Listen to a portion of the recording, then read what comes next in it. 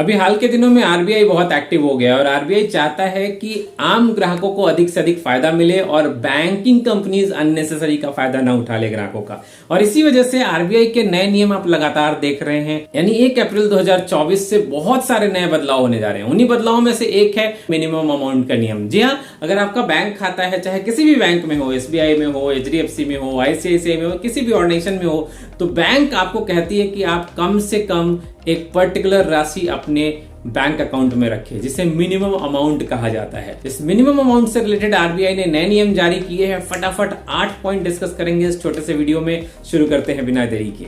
सबसे पहला नियम आरबीआई ने लागू किया है कि वैसे अकाउंट जो पिछले 2 साल से निष्क्रिय पड़े हुए हैं, एक्टिव नहीं है, उस पे कोई भी मिनिमम अमाउंट का चार्ज नहीं लगाया जाएगा।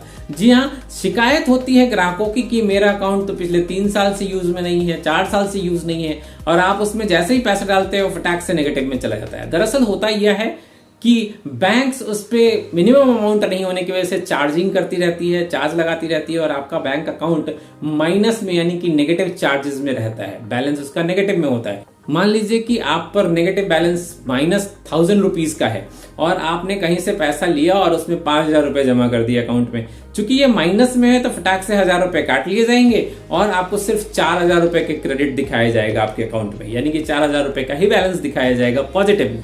तो ये 1000 रुपए बैंक ने आपसे काट लिए। इसी को लेकर बैंक को आरबीआई ने निर्देश दिया है कि आगे से ध्यान रखिए, अगर कोई भी अकाउंट 2 साल से ज्यादा से निष्क्रिय है तो उस पर कोई भी जुर्माना नहीं लगाया जाना चाहिए।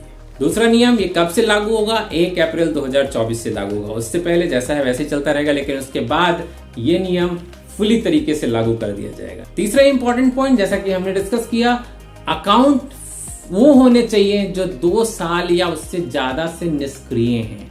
यानी निष्क्रिय होने का मतलब है जिस अकाउंट पे कोई ट्रांजैक्शन नहीं किया गया है, ना ही इनकमिंग पैसा आया है ना ही आउटगोइंग आया है, यानी कि ना पैसा हमने डाला है ना पैसा हमने निकाला है, कोई भी एक्टिविटी नहीं हुई है, इसको निष्क्रिय अकाउंट माना जाएगा।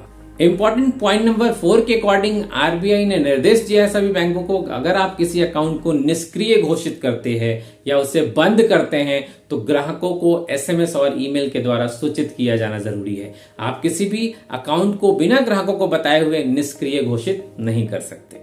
पॉइंट नंबर 5 में इंपॉर्टेंस दिया है आरबीआई ने कि अगर किसी वजह से जो अकाउंट होल्डर है वो रिस्पॉन्स नहीं करता है, जैसा कि कनेक्ट करने की कोशिश की गई, मैसेज दिया गया, ईमेल दिया गया और अकाउंट होल्डर ने कोई रिस्पॉन्स नहीं दिया, तो वैसी परिस्थिति में भी अकाउंट निष्क्रिय नहीं किया जाएगा, अकाउंट डीएक्टिवेट नहीं किया जाएगा, पहले उनके नॉमिनी से संपर्क किया जाएगा। जी हाँ, ये इंपॉर्टेंट है क्योंकि कई बार ऐसा होता है कि किसी परिस्थितिवश जो अकाउंट के ओरिजिनल जो होल्डर हैं वो या तो है ही नहीं इस दुनिया में, या फिर हैं तो ऐसी जगह पे है कि वो ऑपरेट नहीं कर पा रहे हैं बैंक को, तो ऐसे कंडीशन में उनके नॉमिनी से हेल्प किया जाएगा और नॉमिनी को इन्फॉर्मेशन दी जाएगी।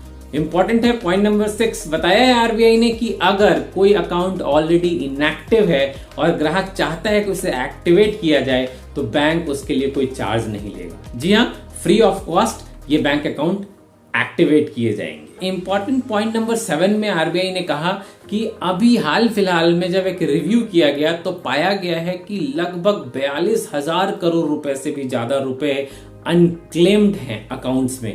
डिफरेंट अकाउंट्स में पैसे तो हैं लेकिन उसको कोई क्लेम नहीं कर रहा है, उसका कोई ओनर नहीं है। ऐसे अकाउंट्स को एक्चुअली एक्टिवेट करने के लिए ही आरबीआई ने ये नियम जारी किया है और ये सख्त निर्देश दिए हैं सभी बैंक्स को कि आप अपने ग्राहकों से कनेक्ट करने की कोशिश कीजिए, उनके नॉमिनी से कनेक्ट करने की कोशिश कीजिए और अकाउंट को चालू रखिए। और ये सब करने के बावजूद अगर सब कर लिया, कुछ भी पता नहीं चल रहा है, ग्राहक का अता पता ही नहीं चल रहा है, कोई उसको क्लेम नहीं करना चाह रहा जो अकाउंट में पैसे पड़े हुए हैं, तो वो पैसे इधर उधर नहीं जाएंगे, वो पैसे आरबीआई अपने पास रिजर्व रख लेगा। जी हाँ, नाम ही है रिजर्व बैंक ऑफ इंडिया।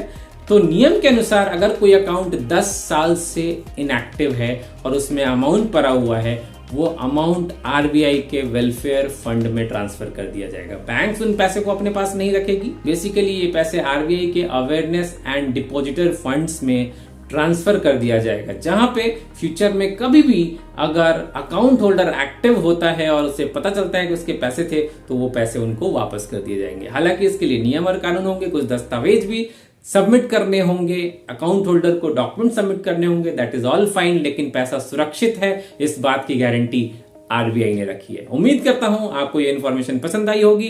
पसंद आया हो तो लाइक करना मत भूलिएगा। पहली बार आए हैं तो सब्सक्राइब भी जरूर कीजिएगा ताकि आपको ऐसे ही बेहतरीन वीडियोस मिलते रहें। अपने उन दोस्तों से शेयर कीजिए इस वीडियो को जिनको इसकी जरूरत हो सकती है। मिलते हैं ऐसे ही बेहतरीन वीडियो में एक बार फिर से, तब तक के लिए आपको नमस्कार, जय हिंद, वंदे मातरम।